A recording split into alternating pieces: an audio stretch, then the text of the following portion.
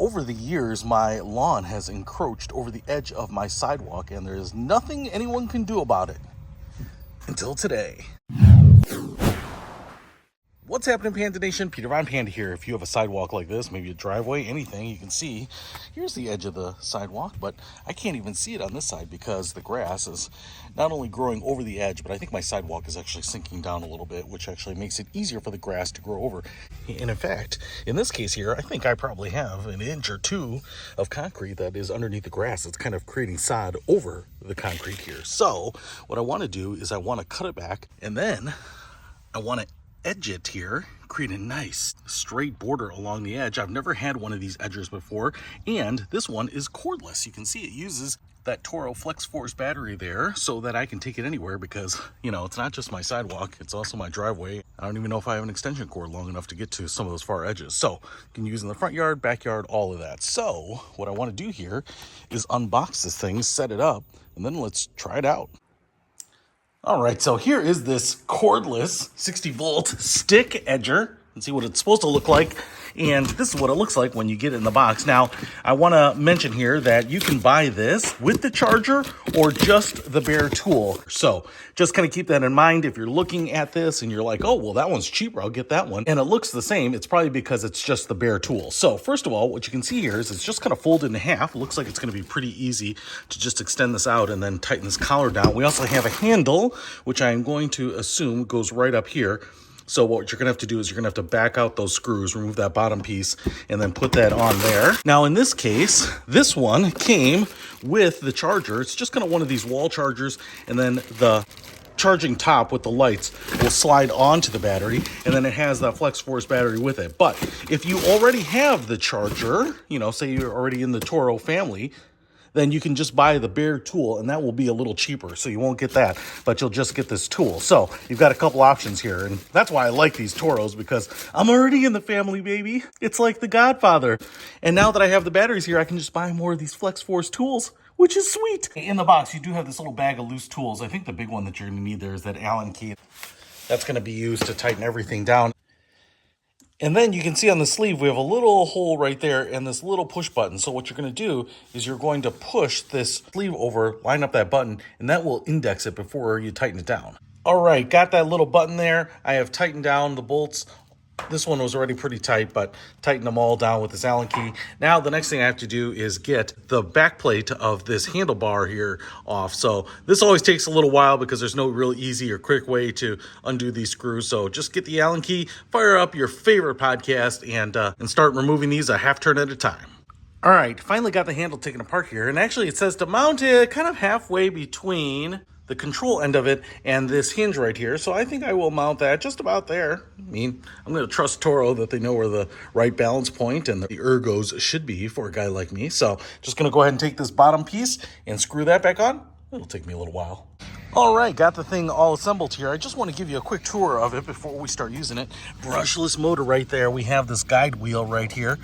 And there's your brushless motor. This is going to rotate this way, so you're basically always going to walk it on the right side of whatever you are trying to edge. So you'd be like, well, what about the left side? Well, you just change directions and walk it in the other way here. You can see, if I flip it over here, we have a nice plastic guard right here. We have this rubber mud flap here to keep things from kicking up on you.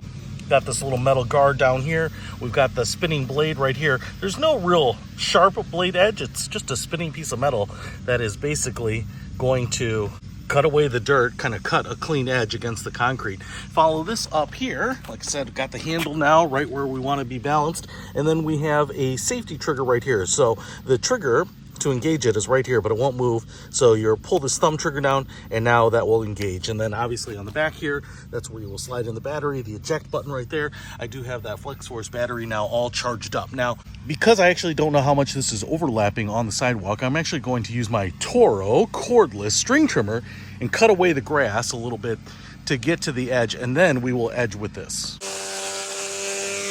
Look at that, even right there. It's like an inch overgrown on the concrete, and I bet it's more in other places. All right, got the prep done here. Man, that was a lot more work than I was expecting. So let's get the edger out and see if we can trim that up. So a couple of quick tips here. I would lift it off of the ground when you are firing it up so that the blade, the cutter, can get up to speed. If you are using this and you're cutting along the sidewalk, sometimes it will kind of bog down depending on how hard the dirt is. And at that point, release the trigger and lift it up, start it up again, let it get up to speed, and then kind of set it back into the ground to start cutting again. So that's kind of one of my suggestions. The other thing is to make sure that you're cutting away from the concrete, because if you do hit it, it kind of will skid off of it, but you'll hear kind of that clack, that clash, and it might actually throw little pieces of stone or concrete up too. So make sure you're wearing your PPE. But if you stay away from the concrete half an inch off to the side, it's not that hard. You can cut into the dirt, and that will actually loosen it up. It'll kind of fall away from the concrete when you cut slightly off of the concrete into the dirt. Again, my ground was pretty soft here. It's rained the last couple of days, but if it's really hard, dry dirt, there might be places where it kind of bogs up. There was some really compacted dirt, maybe even had a little clay in it where it was kind of binding up. And so what I found is that as soon as you feel it binding up a little bit, just back it off, kind of walk it back an inch, let it get back up to speed, and then kind of hit it again, kind of bouncing into the really hard compacted dirt, and it should cut right through it. So I had no problems cutting a trough right along the sidewalk.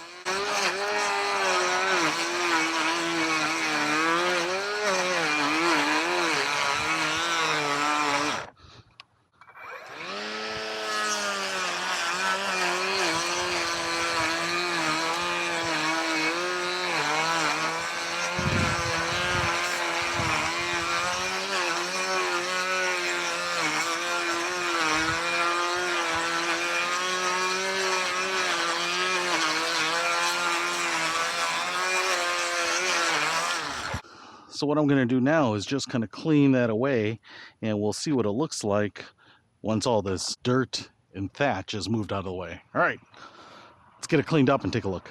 All right, so finally got all of that dirt and overgrowth pushed away and got it hosed down. Still a little wet there, but man, look at that. Nice clean edge. I can finally see the edge of the concrete, which I couldn't do before. Man, it was just grown over. You can see where it was grown over there so badly. And it's kind of funny because it made this path just look like stones in the dirt on the way to an enchanted cottage in the woods or something. So obviously it looks just way better now, just way more defined. And it's not necessarily just for the sidewalk here going up to the front of your house, which looks amazing. But you can do it on your driveway, you could do it on your patio, anywhere you want to have that nice defined line. In fact, I could probably do another pass here and put that nice little drainage ditch on the sides there. But man, oh, I've missed you, edge of concrete. It's nice to have you back. Hey, if you want to pick up this cordless edger so that you can rediscover your love of concrete, I'll put a link to it in the description below. Peter Von Panda, out. We can discover more.